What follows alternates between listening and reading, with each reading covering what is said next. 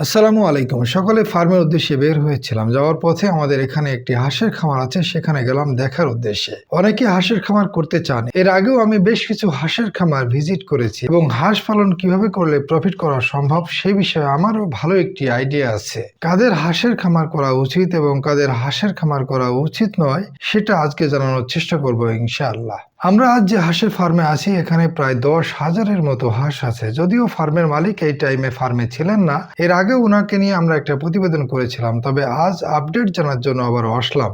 এখানে সব হাঁস এখনো পুরোপুরি ডিম দেওয়া শুরু করেনি। 12 বিঘার একটি বিশাল প্রজেক্ট। এখানে 5 জন শ্রমিক কাজ করেন। ফার্মের দুই পাশে বড় 3টা পুকুর আছে। ওনারা সকাল 6টায় ফার্মে আসেন এবং ভুট্টার গুঁড়ার সাথে চাউলের পলিশ এবং এক ধরনের পাথর মিক্সড করে হাঁসগুলোকে খাবার দেন। এরপর সকালে খাওয়া দাওয়া শেষ করে হাঁসগুলোকে সব পুকুরে ছেড়ে দেন। সকাল থেকে 12টা 1টা পর্যন্ত হাঁসগুলো সব পুকুরে চড়ে বেড়ায় এবং এখান থেকে ওরা প্রাকৃতিক খাবার সংগ্রহ করে খায়। যদিও রেগুলার একই জায়গায় কতটা প্রাকৃতিক খাবার পাওয়া সম্ভব সেটা একটা চিন্তার বিষয়। পুকুর দুটো বেশ বড় হলেও যেহেতু আবদ্ধ, তাই 10,000 হাঁস যখন রেগুলার একই জায়গায় খাবে সেখানে হাঁসের প্রাকৃতিক খাবার খুঁজে পাওয়া বেশ কঠিনই বটে। যাই হোক, এরপর 12টা 1টার দিকে সব হাঁস ঘরে উঠিয়ে দেওয়া হয় এবং শ্রমিক যারা আছেন ওনারা গোসল এবং খাওয়া দাওয়া শেষ করে একটু রেস্ট করেন এবং বিকাল 4টার দিকে আবারও সকালের মতো সেম খাবারটা দেওয়া হয়। এরপর হাঁসগুলোকে আবারও পুকুরে ছেড়ে দেওয়া হয়। সেখানে সন্ধ্যা 6টা পর্যন্ত হাঁসগুলো থাকে। এরপর আবারও ঘরে তুলে দেওয়া হয়। এভাবে এখানে হাঁসগুলো লালন পালন করা হয়। এখন আসি হাঁসের লাভ লসের হিসাবে। যেহেতু আজ ফার্মের মালিক ছিলেন না, তাই লাভ লস সম্পর্কে ওনার মুখ থেকে না শুনলেও আমার বাস্তব অভিজ্ঞতা থেকে আমি বলতে পারি এভাবে হাঁস পালন করলে লস হওয়ার সম্ভাবনাই বেশি। আবদ্ধভাবে হাঁস পালন করে প্রফিট করতে হলে অবশ্যই আপনাকে 80% ডিম রেগুলার পেতে হবে। আপনার যদি 100 পিস হাঁস থাকে তাহলে রেগুলার 80টি ডিম আপনাকে পেতেই হবে। তা না হলে আপনাকে লস গুনতে হবে। কারণ আপনার হাঁস যদি প্রাকৃতিক খাবার না পায় তাহলে একটি হাঁস রেগুলার মিনিমাম 8 থেকে 10 টাকার খাবার খাবে। 100 হাঁস যদি রেগুলার 8 টাকা করে খায় তাহলে ডেইলি 800 টাকার খাবার লাগবে। সেখানে আপনি যদি 80% ডিম পান তাহলে 80টা ডিম, প্রতিটা ডিমের পাইকারি দাম যদি 13 টাকা 50 পয়সা করেও হয় তাহলে 80টা ডিমের দাম হবে 1080 টাকা। খাবার খরচ 800 টাকা বাদ দিলে লাভের অংশ থাকবে 280 টাকা। এখানে শ্রমিক খরচ 80 টাকা বাদ দিলে নিট প্রফিট থাকবে 200 টাকা। তার মানে 100 হাঁস থেকে মাসে 6,000 টাকা লাভ করতে পারবেন যদি আপনার হাঁস 80% ডিম প্রোডাকশন দিতে পারে।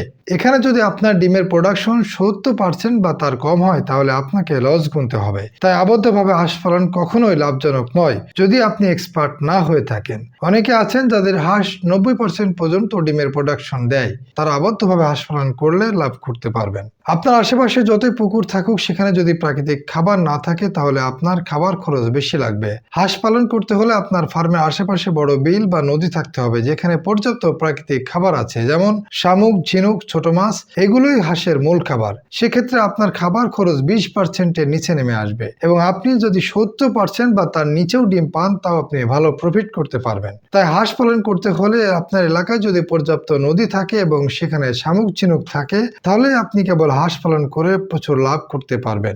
এখন আসি কোন বয়সের হাঁস দিয়ে খামার শুরু করবেন। এখানে অনেকে ছোট বাচ্চা দিয়ে ফার্ম শুরু করেন। এই বাচ্চা ডিমের প্রোডাকশন আসতে মিনিমাম 6 থেকে 7 মাস সময় লেগে যায়। এতদিন খাবার খরচ করার পরে ধীরে ধীরে ডিমের প্রোডাকশন আসবে এবং 9 মাস না হলে আপনি ফুল ডিমের প্রোডাকশন পাবেন না। সেই ক্ষেত্রে আপনাকে দীর্ঘদিন ধৈর্য ধরে লেগে থাকতে হবে এবং খরচ করে যেতেই হবে। আর আপনি যদি রেডি ডিম পাড়া হাঁস নিয়ে খামার শুরু করতে পারেন তাহলে আপনি 1 মাসের মধ্যে ডিমের প্রোডাকশন পাবেন। যদি এখানে ইনভেস্ট বেশি কিন্তু বড় হাঁসে লস নাই। আপনি যদি 500 টাকা পিস হিসেবেও একটি হাঁস কেনেন তাও আপনার লস হবে না। আপনি এই হাঁস থেকে ডিম নেওয়ার পরে 1.5 থেকে 2 বছর পরে এই সেম হাঁসটি আপনি 450 টাকা পিস হিসেবে মাংসের দামে বিক্রি করে দিতে পারবেন। অর্থাৎ আপনার ডিমের আয়টা পুরোটাই প্রফিট হিসেবে থেকে যাবে। যে কোনো ফার্মিং এ আসার আগে পরিকল্পনা থাকা অবশ্যই জরুরি। কারণ আপনার পরিকল্পনা যদি সঠিক না হয় তাহলে আপনি খামারে এসে লস করবেন। হাঁস পালনে আমার এই ক্ষুদ্র অভিজ্ঞতা আপনাদের সাথে শেয়ার করলাম।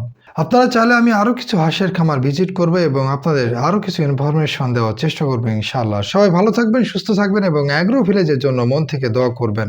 আল্লাহ হাফেজ।